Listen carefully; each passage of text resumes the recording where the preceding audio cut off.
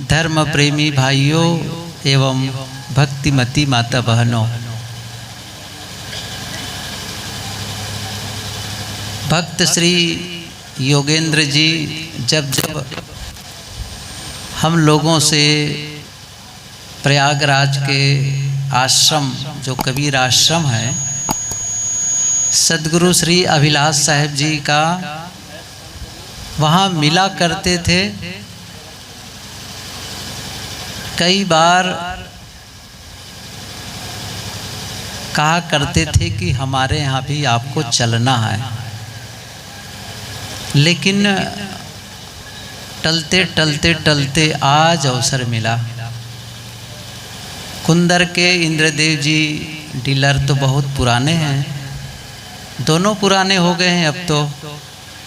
ये लोग प्रायः वहाँ जाते थे, गुरुदेव जी का सत्संग लाभ लेते थे, संतों को सुनते थे और बार बार निवेदन करते थे कि हमारे गांव आएँ, हमारे घर आएँ, हमारे परिवार के लोगों के बीच आएँ और वहाँ के भक्तों के बीच भी सत्संग हो, ऐसा मन होता था। आज आप लोगों से मिलकर के अच्छा लग रहा है। कितने लोग इकट्ठे हुए हैं इस सत्संग में, बहुत सुंदर भजन गाते भी हैं, आप लोग सुनते भी हैं और यही सब सद्गुरु संतों के प्रति निष्ठा का परिणाम है। मैं पहली बार आया, मुझे नहीं पता कि आप लोग किस किस गांव से आए हैं, मुझे नहीं पता कि आप लोग किस किस जाति बिरादरी के हैं, मुझे यह भी नहीं पता कि आप किस किस मत पंथ मजहब के मानने वाले हैं, आपकी उपासना पद्धति क्या है, किस किस देवी देवता को मानते हैं, कुछ भी नहीं पता। लेकिन एक बात मैं जानता हूँ, वह यह है आप सभी सुखी जीवन जीना चाहते हैं। आप लोगों से पहली बार मिला, मैं कैसे जानता हूँ कि आप लोग सुखी जीवन जीना चाहते हैं? इसलिए जानता हूँ क्योंकि मैं भी मनुष्य हूँ और आप भी मनुष्य हैं। सभी मनुष्य क्या चाहते हैं? मैं सुखी जीवन जीऊं, सुख शांति का जीवन जीऊं। चाहे वो सद्गुरु कबीर का अनुगामी हो या फिर सद्गुरु कबीर के अलावा चाहे बुद्ध के अनुगामी हो, महावीर के हो, चाहे वो नानक के हो, चाहे वो भगवान राम को इष्ट मानता हो, भगवान कृष्ण को मानता हो या ईसा मोहम्मद को मानता हो, कोई बात नहीं, लेकिन सभी तो चाहते हैं कि मैं सुखी जीवन जीऊं। मेरा जीवन कैसा हो? सुखी हो, शांतिपूर्वक जीवन जीऊं, यही सभी चाहते हैं। और सद्गुरु कबीर हमारे जीवन को ऐसा जीने के लिए बताते भी हैं। सभी संत यही उपदेश करते हैं कि मनुष्य अपना सुधार करके अपने जीवन को सुखमय बना सकता है। संत उपदेश क्यों करते हैं? संत क्या लोगों को दुखी बनाने के लिए? नहीं, संतों का उपदेश होता है जीवन को सुखमय बनाने का, परिवार और समाज में सुख शांति का वातावरण बने। थोड़ा ट्रेवल कम कर दोगे भैया, थोड़ा ट्रेवल कम करके बेस बढ़ाओ। परिवार और समाज में कैसा वातावरण हो? आपस में प्रेम का वातावरण हो, आपस में मधुर वातावरण बने, आपस में लड़ाई झगड़ा न हो, ऊंच नीच का भाव न हो। मैं बड़ी जाति, तुम छोटी जाति नहीं, मैं बड़ा आदमी, तुम छोटा आदमी, गलत है ये मानना। कबीर साहब जी का कहना है कि मनुष्य सभी बराबर हैं। मनुष्य सब बराबर हैं, सब समान हैं, सबको कल्याण का अवसर है। कोई किसी भी घर में जन्मा हो, किसी भी जाति में जन्मा हो, वह सुखी हो सकता है। कोई धनी हो, कोई गरीब हो, वह सुखी जीवन जी सकता है। कोई धनी आदमी ही सुखी जीवन जिए, कोई ऊंची जाति वाला ही सुखी जीवन जिए, ऐसा नियम नहीं है। या यह भी नियम नहीं है कि जो कबीर साहब को मानेगा वही सुखी जीवन जिएगा, और जो कबीर साहब को नहीं मानेगा वह सुखी जीवन नहीं जिएगा। यह भी नियम नहीं है। नियम क्या है? जो अपने जीवन में सुधार करेगा वह सुखी हो जाएगा। आपकी कौन सी जाति है, कौन सा संप्रदाय है, कितना धन वाले हैं आप, कितने सुंदर हैं, इससे क्या मतलब है? कितने पढ़े लिखे हैं, इससे क्या मतलब है? आप पढ़े लिखे हो कि न हो, आपके पास ज़्यादा धन हो कि कम धन हो, चाहे जिस जाति में, जिस परिवार और जिस गांव में जन्मे हो, इससे कोई फर्क नहीं पड़ता है। फर्क पड़ता है आप जीवन जीते कैसे हैं। मैंने कहा हम सभी, देखिए ये माता बहनें बैठी हुई हैं, ये घर संभालती हैं, परिवार संभालती हैं, लेकिन वे लोग भी चाहेंगे कि हम सुखी जीवन जिएं। वे लोग भी चाहेंगे कि हमारे परिवार में एक बढ़िया वातावरण बने, सभी लोग प्रसन्न रहें, आनंदित रहें, ये सभी लोग चाहेंगे। चाहे आप किसान हो, चाहे व्यापारी, चाहे नौकरी करते हो या और कोई काम करते हो, सबके मन में यही है। अब प्रश्न होता है सुखी जीवन कैसे जिएं, ये ध्यान दो जरा से। थोड़ी देर की बातें हैं, थोड़ी देर में चर्चा करूंगा। आप लोग यदि ध्यान से इन बातों को सुनेंगे और जीवन में यदि परिवर्तन लाएंगे तो शायद जीवन को आप एक नई दिशा की ओर ले जाएंगे, सही जीवन जी सकेंगे और जीवन में सुधार ला सकेंगे। तो आप पहले जैसा जीवन जीते रहे हैं तो वैसा ही जीते रहेंगे तो आपको वही परिणाम मिलेगा। जैसे आपका खेत, जिस खेत में आप गेहूं बोते हैं और आगे भी गेहूं बोएंगे तो आपको कौन सी फसल मिलेगी? गेहूं की फसल मिलेगी। आप जो बीज डालेंगे उसी को तो काटेंगे, जो बोते रहे हैं उसी को तो काटेंगे। यदि आप चाहते हैं कि मैं खेत में नई फसल लाऊं, दूसरी फसल चाहिए, तो क्या करना होगा? फसल बदलने के लिए क्या करना होगा?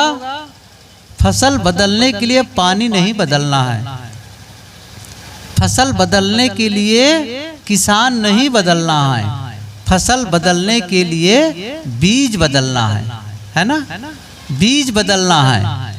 ऐसे ही आपको जीवन बदलने के लिए घर नहीं बदलना है, आपको जीवन बदलने के लिए परिवार नहीं बदलना है, गांव नहीं बदलना है, कपड़े नहीं बदलना है। क्या बदलना है? आपको अपना व्यवहार बदलना है, आपको अपने करने का ढंग बदलना है। जैसे क्या ना, बीज बदल दो फसल बदल जाएगी। ऐसे ही जो आप करते हैं उसे सही करना शुरू कर दें। बस जो करते हैं जीवन में सुबह से शाम तक उसे सही करना शुरू कर दें बस। अब आप कहेंगे सही तो करते ही हैं। देखो ऐसा नहीं पता चलेगा कि आप सही करते हैं गलत। वैसे तो सब लोग कहते हैं मैं सही करता हूँ। आप यदि जेल में चले जाए, जो जेल में चले जाइए और जेली से पूछिए। अभी कुंदर में था तो एक वकील साहब आए थे और वो एक ऐसे वकील हैं जो जेल में भी जेल के मैनेजमेंट के संबंध में उनको ड्यूटी मिली है सरकार की ओर से। तो वहाँ जा कर के वो जेलियों से बातचीत करता है, वहाँ की अच्छी व्यवस्था के लिए पहल करता है। जेलर से बात करेगा, तो ये उनका काम है, सरकार की ओर से उनको ये उनको चुनाव किया गया है। तो वो बता रहे थे कि जब वहाँ जेल में जो कैदी हैं, कैदियों से बात करते हुआ तो क्या कहते हैं कि मुझे फंसाया गया है, मैं निर्दोष हूँ, मैं गलत नहीं हूँ, मुझे ज़बरदस्ती किया गया है, कई बातें कहते थे। बताइए तो इससे क्या होगा? मैं ये कहना चाहता हूँ, आप कह सकते हैं कि मैं सही जीवन जी रहा हूँ, इससे फर्क नहीं पड़ेगा। फर्क क्या पड़ेगा? क्या आप जीवन में जैसा चाहते हैं वैसा आपको मिल रहा है? ये जरा देखो भला से। क्या आप जीवन में जैसा जीवन जीना चाहते हैं वैसा जीवन जी रहे हैं? इसको मैं दूसरे ढंग से कहूँ तो क्या है, क्या आज आपको कोई पूछे आप अपने जीवन से संतुष्ट हैं? आप अपने स्वास्थ्य से संतुष्ट हैं? आप अपने परिवार से संतुष्ट हैं? आप अपने आध्यात्मिक काम से संतुष्ट हैं? किससे संतुष्ट हैं बताइए? आप जहाँ रहते हैं वहाँ संतुष्ट है? आप अपनी आमदनी से, आप अपने परिवार से, बाल बच्चों से संतुष्ट हैं? ऐसा लगता है कि मैं अच्छा जीवन जी रहा हूँ और सुखी हूँ, सुखी हूँ, ऐसा महसूस होना चाहिए आपको। ऐसा ना हो कि आप जी तो रहे हैं लेकिन अपने परिवार वालों के प्रति शिकायत कर रहे हैं, अपने ही बाल बच्चों के प्रति शिकायत कर रहे हैं, आपको बहुत सारी बीमारियां घेरी हुई हैं, आप बहुत सारे झगड़े झंझट में, मर मुकदमा में उलझे हुए हों। सही जीवन नहीं है ये।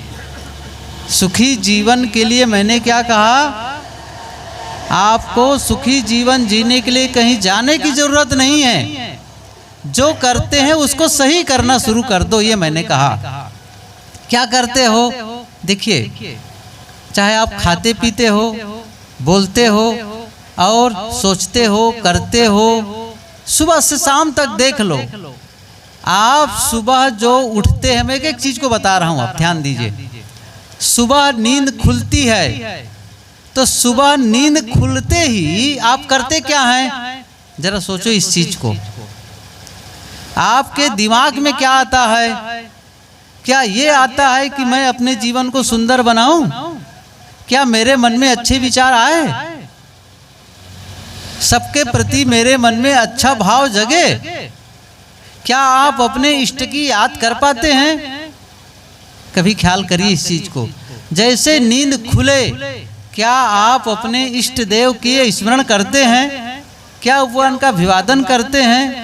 क्या जो कुछ आपको मिला है उसके प्रति कृतज्ञता का भाव आता है मन में? धन्यवाद का भाव जगता है? सबके प्रति प्रेम का भाव जगता है? जरा देखिए इस चीज को।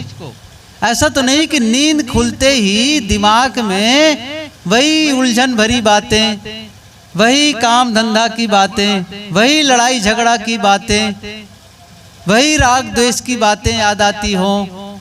ऐसा नहीं कि मन बेचैन ना हो, हमेशा ध्यान रखो। आपको सुबह नींद खुलते ही मन की बेचैनी ना हो, मन शांत रहे, मन प्रसन्न रहे। तो क्या करना है? सुबह जैसे नींद खुले तो हमें अपने कम से कम जिन्हें आप भगवान मानते हो, जिन्हें आप गुरु मानते हो, जिन्हें आप इष्ट मानते हो, जिनको भी, अब मैं नहीं जानता कि आप किस, मैंने पहले बताया किसको मानते हैं। आप भगवान राम को मानते हैं, कृष्ण को मानते हैं, कबीर को मानते हैं, या फिर कोई गुरु होगा आपका, कोई गुरु होगा जिनकी याद करने से आपका मन पवित्र होता है, जिनकी याद करने से आप शांत होने लगते हैं, जिनके प्रति बहुत श्रद्धा है, जिनसे आप बार बार मिलना चाहते हैं। आप उनकी याद करें, उनको नमन करें, उनका स्मरण करके उनका अभिवादन करें और एक संकल्प लें, आज का दिन मुझे मिला है, आज के दिन को मुझे कैसे जीना है। ये ध्यान रखो इस चीज को, कैसे जीना है, मेरे मुंह से कैसे शब्द निकलना चाहिए, मेरा व्यवहार कैसे होना चाहिए, इसको ध्यान रखो। जब आप ध्यान रखेंगे तभी तो बदलाव आएगा। ध्यान नहीं रखते हैं, सुबह से कोई ध्यान नहीं रखा जा रहा है जीवन में।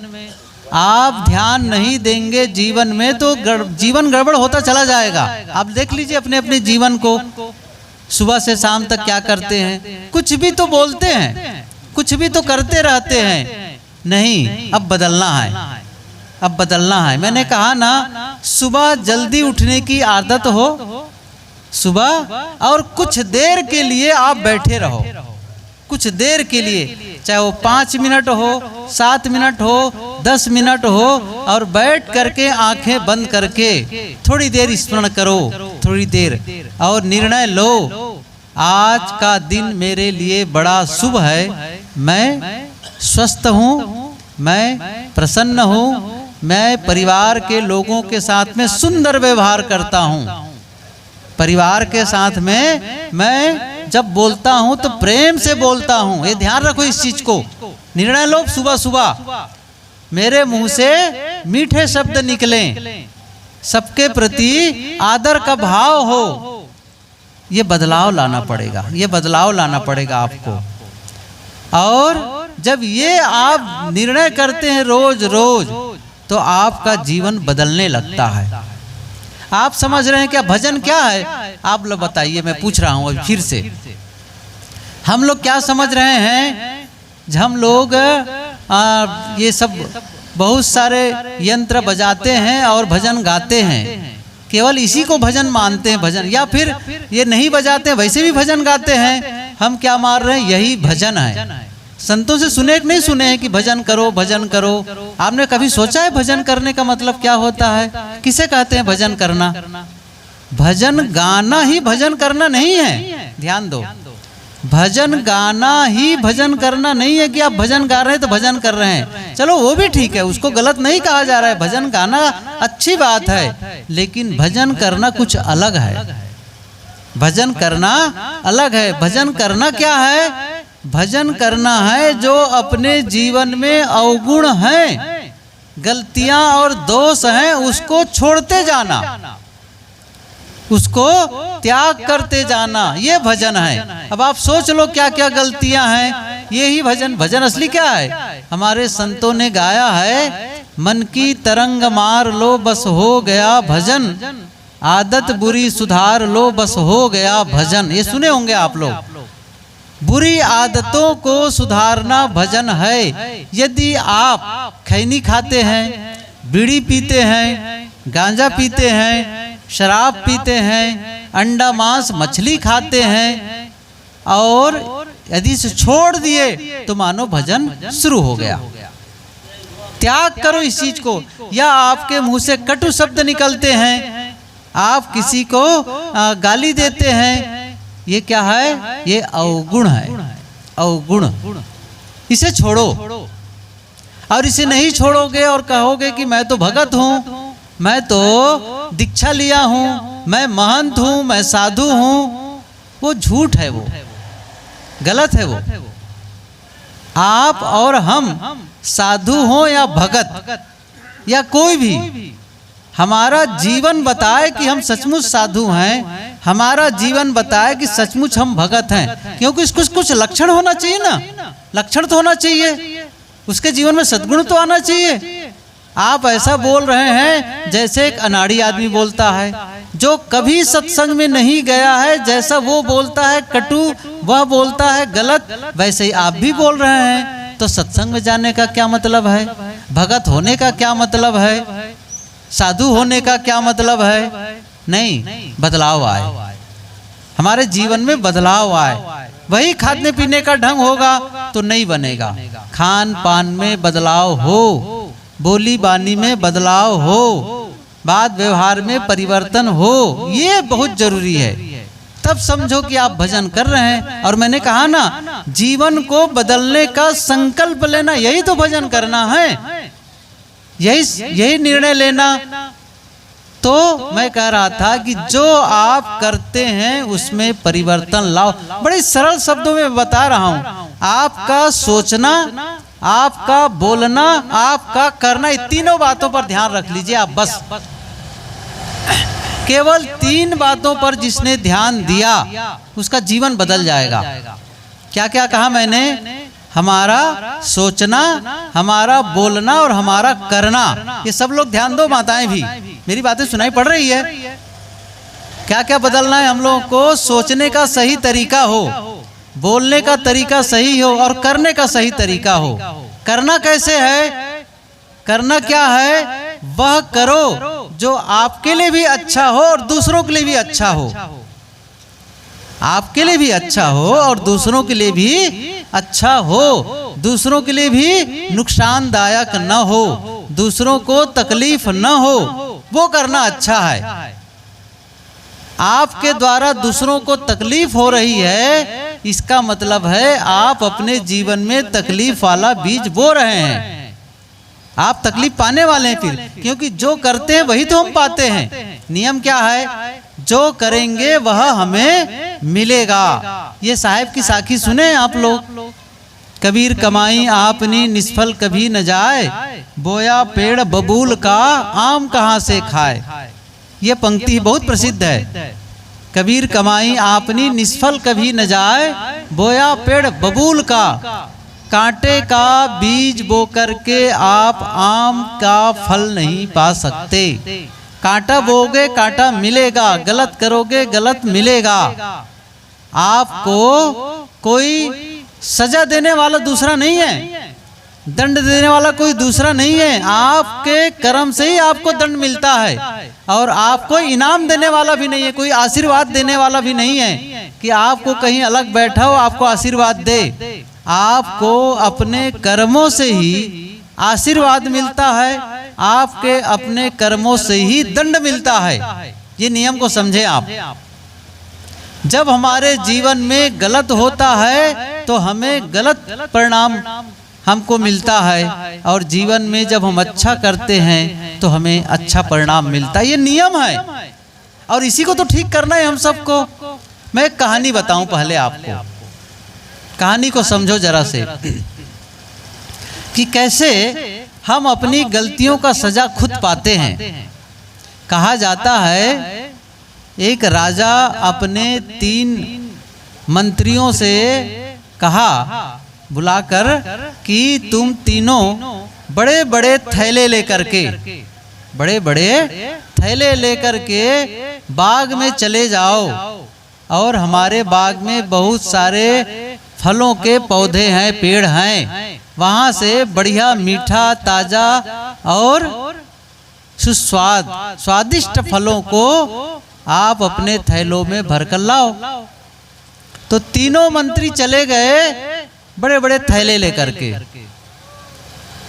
अब वहां गया तो एक जो मंत्री था उसने बहुत मेहनत की। अब सभी पेड़ों में जाते ताजा फल, मीठा फल, सुंदर फल, वो सब चुन चुन करके अपने थैले में वो भरने लगा और पूरी तरह से अपना थैला वह भर लिया, बहुत मेहनत करके भरा। दूसरा मंत्री था, उसने सोचा कि राजा क्या सभी फलों को खोल खोल के देखेगा। मेरी बात को ध्यान दो, बड़ा सरल कहानी बता रहा हूं। उसने कहा क्या सभी फलों को वो खोल खोल के देखेगा? ये देखेगा कि थैले में फल भरा है, बस। उसने क्या किया, कुछ फल गिरे हुए थे पेड़ के नीचे, सड़े गले और कच्चे फल जहां तहां से तोड़े, और जो कुछ फल गिरे हुए थे सड़े गले सब को इकट्ठा किया और थैले में भर लिया। तीसरे मंत्री ने क्या सोचा, राजा साहब क्या थैला खोल के देखेंगे कि फल भरा है कि क्या भरा है? वो तो सोचेंगे बस भरा है, हो गया, उससे क्या मतलब है। उसने क्या किया, वो भी नहीं किया। तो जो कुछ वहां पर पत्तियां सूखी गिरी हुई थी, जो घास फूस फैले हुए थे, सब घास और पत्तियों से उस थैले को भर लिया। तीनों को थैले भर गए और अगले दिन राजा ने कहा उन तीनों मंत्रियों को थैले के सहित बुलाओ। तीनों आए। राजा ने सचमुच थैला नहीं देखा, लेकिन कहा क्या, तुम तीनों को 1 महीने की कारावास सजा है। आपको जेल की कोठरियों में रहना है तुम तीनों को, और उन तीनों के लिए अलग अलग कोठरी बनी हुई थी। उस तीनों में एक एक आदमी को, एक एक मंत्री को जेल में भेज दिया गया और कहा क्या गया, जो अपने अपने थैले में लेकर आए हैं वही तुम्हारे लिए भोजन की व्यवस्था है और दूसरी व्यवस्था नहीं है। क्या हुआ होगा समझ रहे हैं ना आप? जिसके पास में ताजा ताजा फल भर के लाया था, वो मीठा मीठा, वो तो महीने भर बढ़िया बढ़िया फल खा खा करके स्वस्थ होता चला गया। और जो सड़ा गला फल इकट्ठा किया था, सड़ा गला फल इकट्ठा किया था, उसका क्या हुआ, कच्चा फल सड़ा गला, वो भी वही सब फल खाता रहा, मरा तो नहीं लेकिन बीमार हो गया, बचा रहा गया। और जो केवल अपने थैले में घास और केवल सूखी पत्तियां भर के रखा था, वो क्या हो गया, वो मर गया। सही है ना, मर गया। अब आप सोचो, क्या उस सूखी पत्तियों को खा करके जो मरा उसको किसी राजा ने मारा है? अपने कर्म ही तो मारा है ना, अपने कर्म ही उसको मारा है। कर्म सही नहीं करेंगे तो जीवन में किसी का आशीर्वाद काम नहीं आएगा, और कर्म सही करेंगे तो किसी का श्राप काम नहीं आएगा।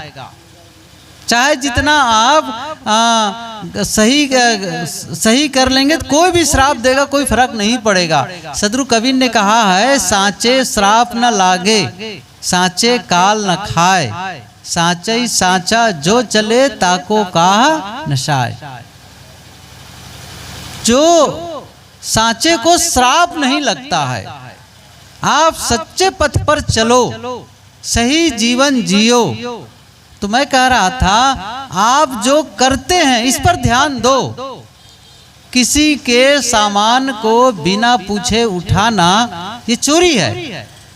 आपको भी अच्छा नहीं लगता है कि आपके सामान को कोई चोरी कर ले, खराब लगता है। आप भी दूसरे के साथ वैसा व्यवहार न करिए।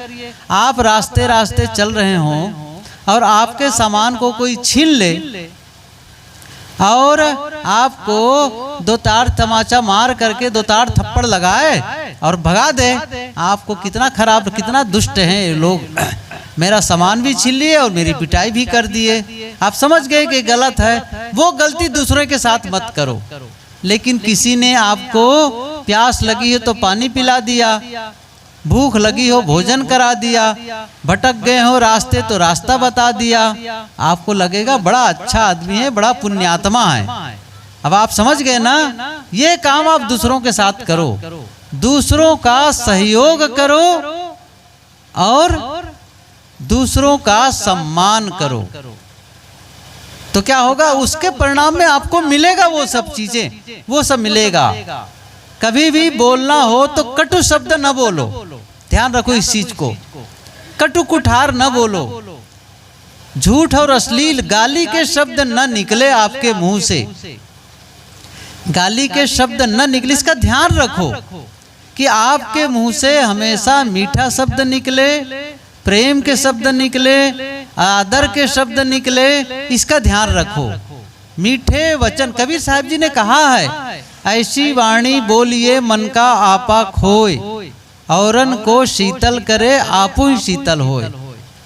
कैसी वाणी बोलो, ऐसी वाणी, कितनी अच्छी बात कहते हैं। और भी साहब कहते हैं, मधुर वचन है औषधि, कटुक वचन है तीर, श्रवण द्वार होए संचरे सालय सकल शरीर। श्रवण द्वार, कान के रास्ते से कटु शब्द जा करके शरीर को नुकसान पहुंचाता है, इसलिए मीठे शब्दों का प्रयोग करो। परिवार में भी आप बताओ, आपका ही परिवार है और आपके मुंह से कटु शब्द निकले, परिवार वालों को पसंद नहीं होता है, अपने ही प्रिय लोगों को पसंद नहीं होता है। कोई भी हो, चाहे आप दादा हो, दादी हो, पिता हो, माँ हो, कोई भी हो, कटु शब्द किसी को प्रिय नहीं है। चाहे आप सास हो, चाहे बहू हो, कोई भी हो, क्या बोलना है, मीठे शब्दों का प्रयोग करो। तो मैंने कहा ना, जो करते हो, अब देखो क्या करते हो, उसी को सुधार अच्छा करो। मैंने कहा ना, बोलते हो ठीक से बोलना शुरू कर दे, करते हो ठीक से करना शुरू कर दो, सोचते हो ठीक से, खान पान को ठीक कर लो, यही तो बताना है मुझे, और क्या करना है आपको। अच्छा, यह सब नहीं करते हैं लोग, क्या होता है, अपने जीवन में सुधार नहीं लाते हैं, जीवन में गलती पर गलती करते चले जाते हैं, खान पान गलत करते हैं, बोली बाणी गलत करते हैं, काम धाम गलत करते हैं, सोचना गलत होता है। तो जीवन में जब गलत परिणाम आता है तब सोचते हैं हमारे जीवन में क्यों गलत परिणाम आ रहा है, हमें दुख क्यों मिल रहा है, हमें नुकसान क्यों हो रहा है, हमें बीमारी क्यों मिल रही है, हमें प्रगति क्यों नहीं हो रही है, हमारी उन्नति क्यों नहीं हो रही है। तब इसके लिए क्या करते हैं, देवी देवता को मनाने जाते हैं, भूत भवानी को मनाने जाते हैं, तब मंदिर मस्जिद में जाने लगते हैं, तीर्थों मूर्तियों में भटकने लगते हैं। कोई फायदा नहीं होगा, मैं बता देता हूँ। कर्मों को सुधारे बिना गलत कर्म कर लो और आप जाकर के कहीं नदी में नहाओ, पवित्र नदी, चाहे वो गंगा हो, चाहे वो सरयू हो, चाहे यमुना हो। हम लोग तो जानते हैं ना, प्रयागराज में वहाँ पर तो संगम है, त्रिवेणी संगम, हम लोग जानते हैं। वहाँ रह करके कुंभ मेला में हम लोग का कैंप लगता था। देखिए डीलर साहब बैठे हैं सामने, उनको अच्छी तरह पता है। हम लोग का कैंप लगता था, वहाँ शिविर लगता था, महीनों महीनों हम वहाँ रहते थे। चाहे हरिद्वार का मेला हो, कुंभ का, चाहे प्रयागराज का मेला हो, हर बार हम लोग जाते हैं, वहाँ पर लगाते हैं और देखते हैं गंगा किनारे कैसे कैसे लोग गलत लोग होते हैं। गंगा नहा करके कोई पाप थोड़ी कटता है, गंगा नहाने से पाप कैसे कट जाएगा कि आप गंगा में गए या सरजू में, किसी भी नदी में नहाने से। मैं कई बार पूछा करता हूँ लोगों से, गंगा के वहाँ घाट पर, गंगा के किनारे जब हम लोग का कैंप लगता है ना, कैंप उसी के मैदान पर, तो ऐसे ही श्रोता बैठे रहते हैं सुनने के लिए, क्योंकि सत्संग भी होता है वहाँ हम लोग के कैंप में। तो मैंने कई बार पूछा, ये बताओ आप लोग गंगा नहाने क्यों आए हैं? तो यही कहेंगे ना, गंगा तो भाई पाप काटने के लिए नहाते हैं। फिर मैंने पूछा, पाप तन में है कि मन में है? आप लोग भी समझ रहे होंगे, पाप तन में है कि मन में है? पाप मन में है। अब गंगा नहाने से तन की धुलाई होगी कि मन की धुलाई होगी? सब समझ रहे हैं, किसकी धुलाई होगी? तन की होगी, मन की धुलाई नहीं होगी।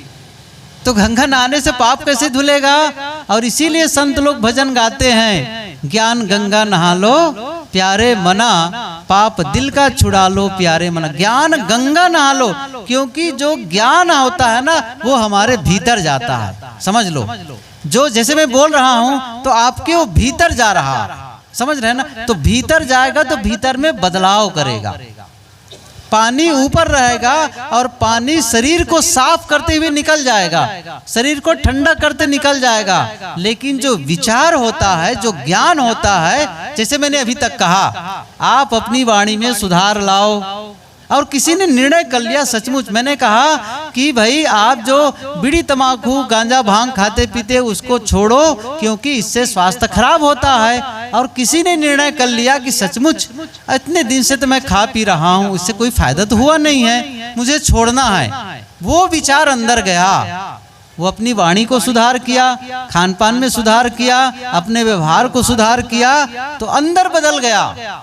अंदर वो समझ लो गंगा नहा लिया। फिर वो असली चीज है, क्योंकि भीतर से बदलना है हमको। मैंने शुरू में क्या कहा था, ना आपको कपड़ा बदलना है, ना आपको परिवार बदलना है, ना आपको घर बदलना है। क्या बदलना है? विचार बदलना है, स्वभाव बदलना है, वाणी बदलना है, व्यवहार, कर्म बदलना है। तो कर्म सही करना है। और कर्म का मतलब ये कर्म है, आपका सोचना भी कर्म है, आपका बोलना भी कर्म है, और आप जो अपने करते हैं वो तो कर्म है ही है। ये पवित्र हो। पवित्र का मतलब है जो आपके लिए भी अच्छा हो और दूसरों के लिए भी अच्छा हो। हमेशा ध्यान रखो, कई बार होता क्या है, अपने लिए अच्छा होता है, दूसरों के लिए नुकसान होता है। नहीं, दूसरों का नुकसान करके आप जब फायदा कमाते हैं या फायदा पाते हैं, वह आपको भविष्य में नुकसान पहुंचाएगा। तो मैं ये कह रहा था, जब जीवन में दुख आता है तो लोग भटक जाते हैं। क्यों कहाँ भटक जाते हैं? उसके भटकाने वाले भी लोग हैं। ये माला जप लो, ये भभूत, ये दुआ लगा लो। अब आजकल क्या होता है, माला मंत्र, आजकल तो देखो ना, पैर में काला धागा, गले में धागा और ताबीज और वो और क्या क्या पहनते रहते हैं लोग।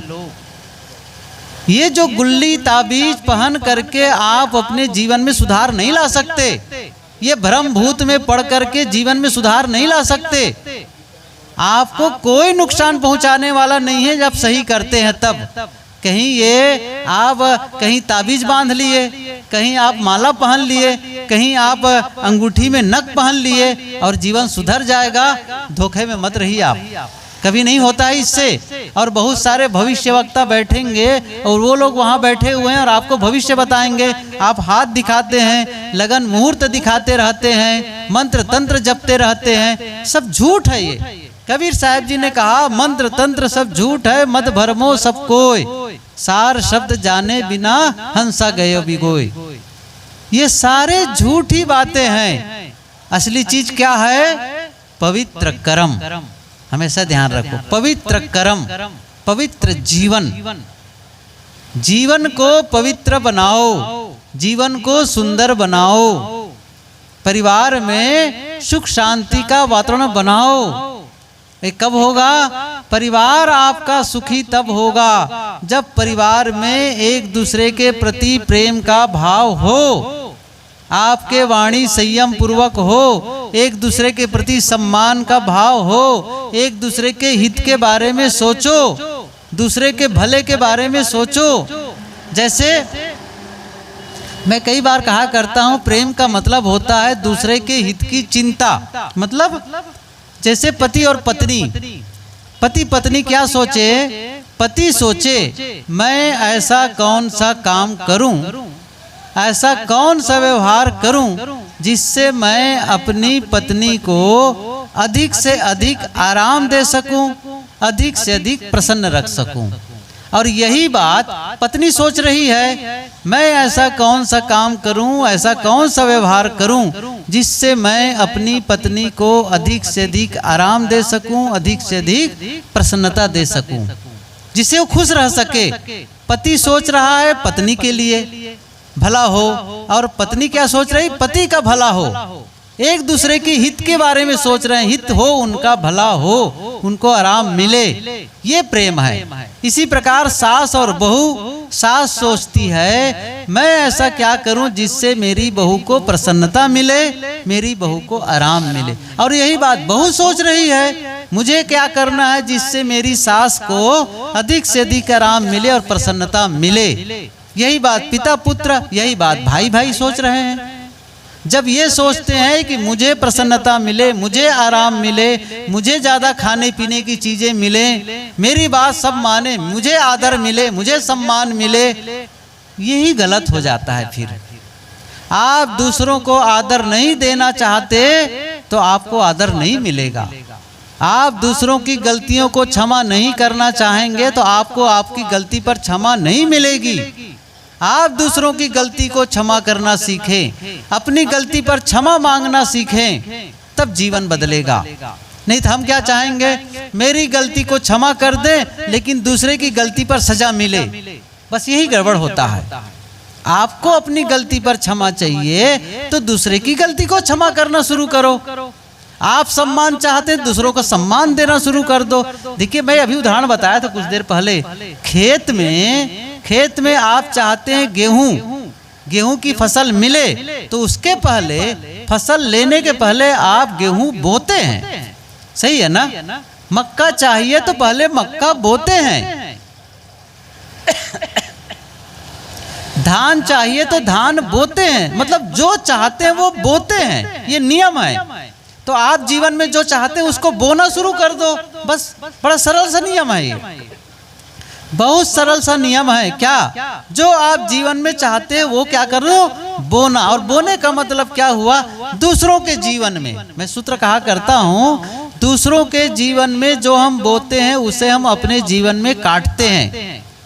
दूसरे के जीवन में यदि क्रोध का बीज बोते हैं तो अपने जीवन में क्रोध की फसल काटेंगे। अर्थात दूसरों के साथ क्रोधपूर्ण व्यवहार करते हैं, क्रोध से बात करते हैं तो आपको भी क्रोध मिलेगा लौट करके, कहीं ना कहीं से मिलेगा। वो तो द्वेष करते हैं, नफरत करते हैं तो वहां से आएगा, कटु बोलेंगे तो कटुता आएगी वहां से, लेकिन प्रेम करते हैं तो प्रेम लौटेगा, क्षमा करते हैं क्षमा लौटेगा, मैं सहयोग करते हैं सहयोग लौटेगा। ये जो आप भेजेंगे वो लौट के आएगा, ये ध्यान रखो हमेशा। तो क्या होगा, परिवार में सुख शांति का वातावरण बनेगा, सुख शांति का। और जब परिवार ही सुखमय हो जाएगा तब कितना अच्छा है। फिर आपका परिवार सुखी है, खाने पीने की कमी तो प्रायः नहीं होती, होती भी है, लेकिन ज्यादातर लोगों में खाने पीने की कमी नहीं होती है। बस लड़ाई झगड़ा, राग द्वेष, छल कपट, बस। और बहुत सारे भ्रम और अंधविश्वास में लोग उलझे रह जाते हैं। मैंने कहा ना, मंत्र तंत्र दुआ बबूत टोना टोटका सब उलझे हुए रहते हैं। कुछ भी नहीं बिगड़ेगा आपका। कब?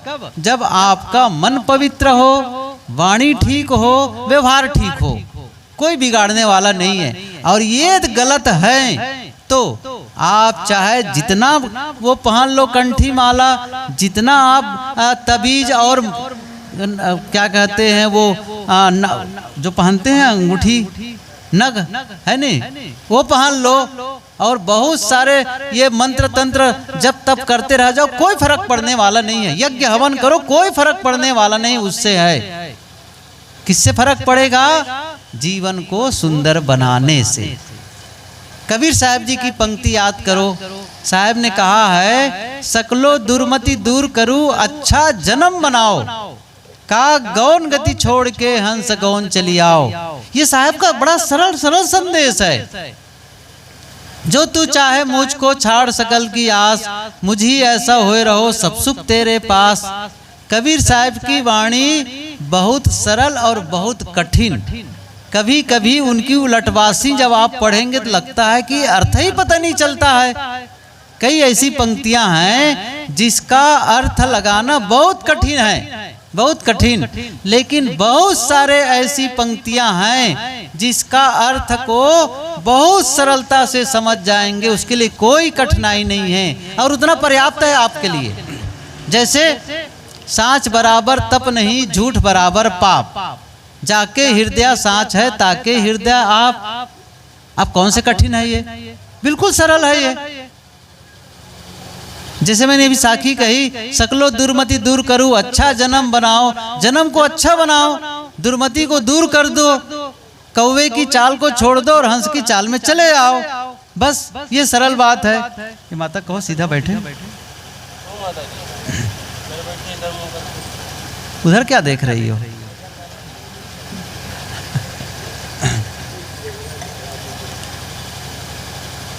ये सरल सरल बातें साहब ने कहा है। तो जन्म को अच्छा बनाने का मतलब ऐसा नहीं है कि चेहरे को अच्छा बनाना या कपड़ा अच्छा बना लेना या मकान अच्छा बना लेना।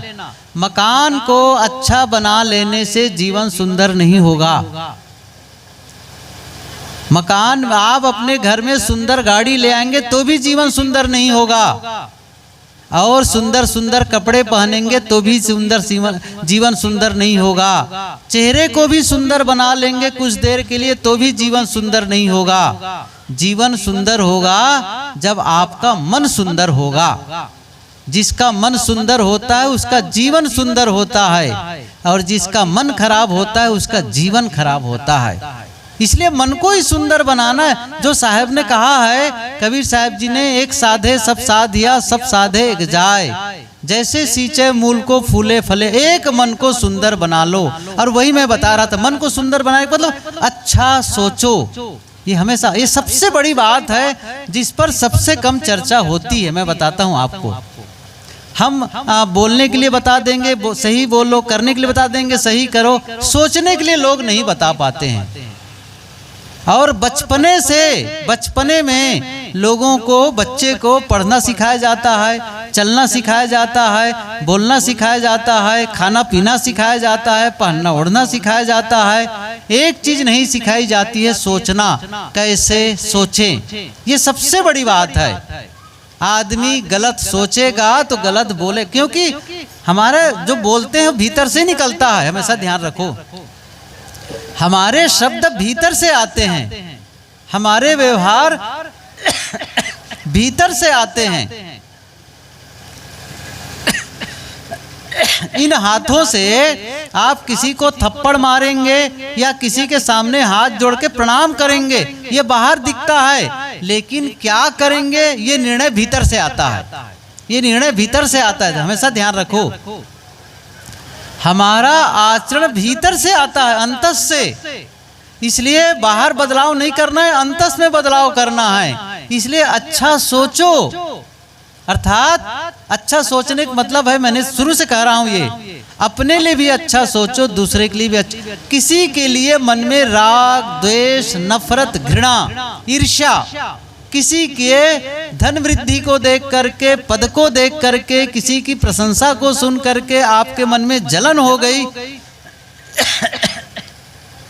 आप उनसे ईर्ष्या करने लग गए, आप उनसे द्वेष करने लग गए, आप अपना नुकसान कर रहे हैं। ध्यान रखो इस चीज को।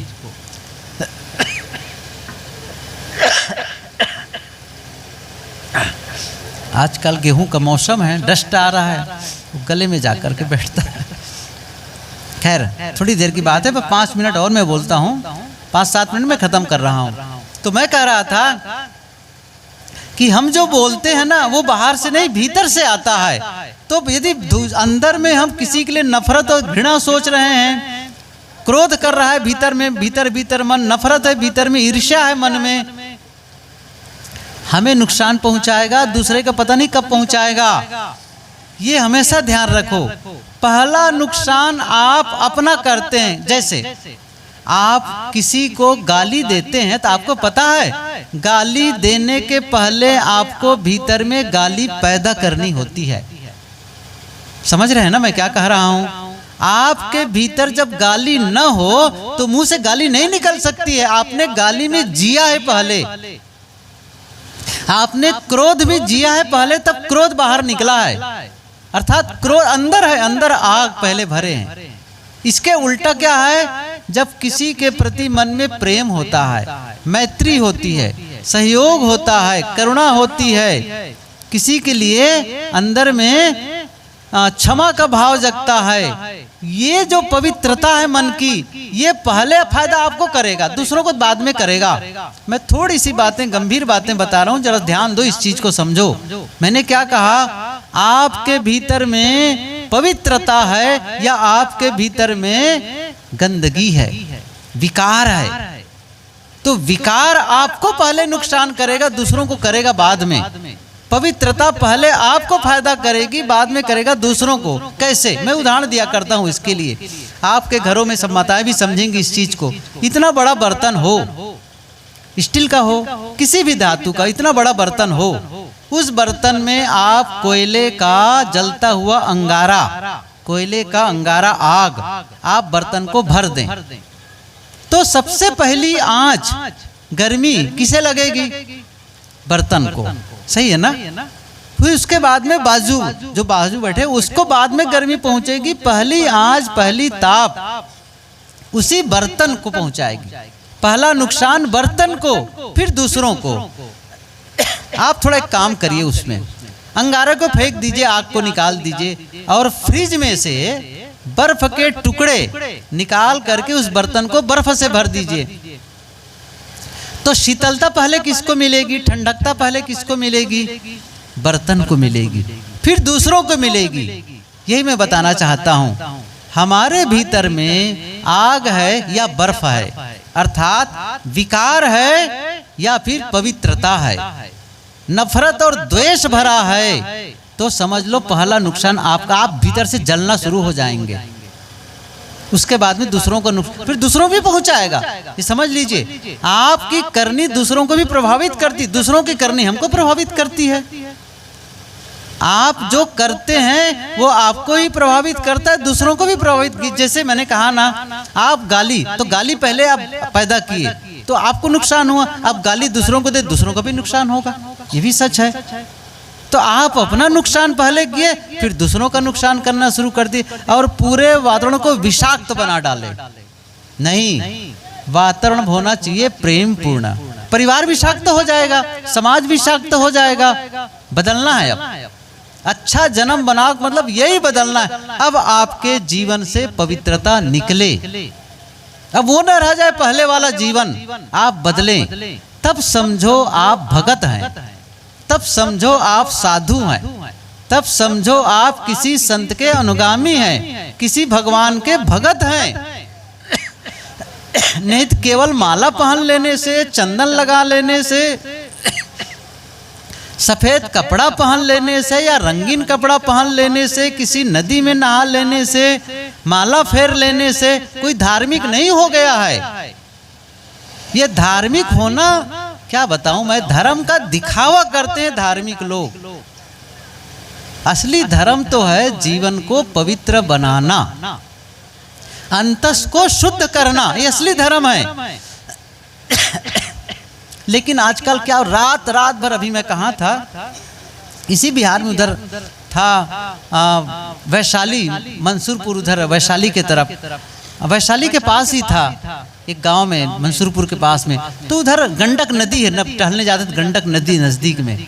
तो वहां नदी के किनारे इतना बाजा, रात में एक ही पंक्ति बस, राम राम जय श्री राम, जय श्री राम, राम राम, इसी को रात रात 24 घंटे, और इतने माइक लगाकर चारों तरफ से हल्ला। मैंने कहा ओफो, आसपास के लोगों को ठीक से नींद नहीं। फिर उसके बाद वहां आया, इधर दूसरी जगह, वहां भी इसी रात भर चलता रहा। अब इसको क्या मानते हैं लोग, धर्म कर रहे हैं। अब क्या बताऊं मैं, ये धर्म यही है। धर्म के तभी ABCD भी शुरू नहीं करते हैं लोग। धर्म है अंतस की पवित्रता, अंतस शुद्धि, उसके लिए कामें नहीं करते हैं। स्वयं अपने भीतर में रात रात भर जग करके प्रदूषण, और दूसरों में ध्वनि प्रदूषण। और जब पाली बदलती है ना, वही लोगों को बहुत जोर जब्त कर रहे हैं, राम राम राम राम। जब पाली बदलेगी, जब खाली होंगे ना, दूसरा कोई आएगा बोलने के लिए, तो वहीं पर क्या करेंगे, खैनी खाना शुरू करेंगे, बीड़ी पीना शुरू करेंगे, गांजा पीना शुरू करेंगे। अभी तो आप जप कर रहे थे, अभी पाठ कर रहे थे, अब नशा करेंगे ये लोग। अब नशा करके आप जब तब करना शुरू करेंगे। नशा छोड़ दो, बस नशा छोड़ दो और असला भजन हो जाएगा आपको। नशा छुट्टी नहीं है। मैं आपको बताऊं, आप लोग सभी जानते हैं, बिहार में कुछ वर्षों से शराब बंदी है। शराब बंदी केवल है, बिकना बंद है, पीना बंद नहीं है। क्या मैं सही कह रहा हूं? बिकना बंद है, पीना बंद नहीं है। लोग क्या कहते हैं, पहले से और ज्यादा पीते हैं। मैं देखा हूं, देखा क्या बता रहा हूं। मैं उधर से जयनगर की तरफ में, बिल्कुल नेपाल बॉर्डर है ना जयनगर, उधर बिल्कुल नजदीक है। सुबह के टाइम मॉर्निंग वॉक में हम लोग गए थे, और जब लौट रहे थे तो मोटरसाइकिल में पीछे बोरियों में भर भर करके लोग अंदर जा रहे थे। एक सज्जन ने कहा, देखो शराब ले जा रहे हैं। मैं कहा शराब ले जा रहे हैं तो प्रशासन कुछ नहीं करती है? क्या करेगी वो, सब ले जा रहे थे। कई मोटरसाइकिल वाले वहां से शराब बेचने के लिए ले जा रहे थे। सोचो जरा से, कौन बेच रहा है, कौन खरीद रहा है? और ये लोग सब अपने आप को धार्मिक मानते हैं। नहीं बंधुओं, धार्मिक है, धार्मिकता है पवित्रता, मन की पवित्रता, वाणी की पवित्रता, कर्मों की पवित्रता, और एक शब्द में कहूं तो अंतस की पवित्रता। ये जो करता है वो असली धार्मिक है। बाकी सब दिखावे के। मैं यदि केवल प्रवचन करूं और पवित्रता के लिए काम न करूं तो मैं केवल दिखावे का हूं, मैं झूठा हूं, झूठे साधु। असली साधना वही है जो भीतर, और वही असली भगत है। असली भगत हम सबको पवित्रता के मार्ग पर चलना है। तो अकेले रोज बैठो, अपने जीवन को संवारने का संकल्प लो, वाणी में पवित्र लाने का संकल्प लो, परिवार में प्रेम का वातावरण बनाओ। बस ये करना शुरू कर दो, और उसके बाद में ये भूत प्रेत देवी देवता टोना टोटका लगान मुहूर्त सब झूठे हैं। आप इससे ऊपर उठ जाएंगे, क्योंकि मन की पवित्रता हो जाएगी तो आपका असली गंगा स्नान हो जाएगा, असली धर्म हो जाएगा। तो कुछ बातें मैंने कही आप लोगों के बीच, बहुत सरल सी बातें। देखिए, मैंने कोई शास्त्र की बात नहीं कही, मैं कोई किसी का उदाहरण नहीं दिया, और बहुत सारी कहानियां भी नहीं कही। मैंने केवल सरल सरल बातें सरल बातें क्या, जिसे आप कर सकते हैं। मैं बता क्या कर सकते हैं जीवन में, बस। और जो कर सकते वही आपके लिए महत्वपूर्ण है, और जो कर ही नहीं सकते उसका क्या मतलब है? आप जीवन में बड़े न हो, धनी हो न हो, कोई बात नहीं है। गांव के रहते हो, शहर के रहते हो, स्त्री हो, पुरुष हो, जवान हो, बूढ़े, कोई भी आदमी ये काम कर सकता है। कबीर साहब का सिद्धांत है भजन सभी लोग कर सकते हैं। किसी भी जाति में जन्मा हो कोई फर्क नहीं पड़ेगा, छोटी जाति बड़ी जाति कोई भी जन्मा हो, किसी भी जाति में आप भजन साधना करके जीवन को पवित्र बना सकते हैं। आप सबके प्रति शुभकामना है, ढेर सारी शुभकामना है कि आप सबका जीवन सुखमय हो, आनंदमय हो और आपका परिवार सुखी हो, संपन्न हो। इन्हीं शुभकामनाओं के साथ आप सबको धन्यवाद देते हुए अपनी वाणी को विराम देता हूँ। बोलिए सद्गुरु देव की साहेब बंदगी साहेब।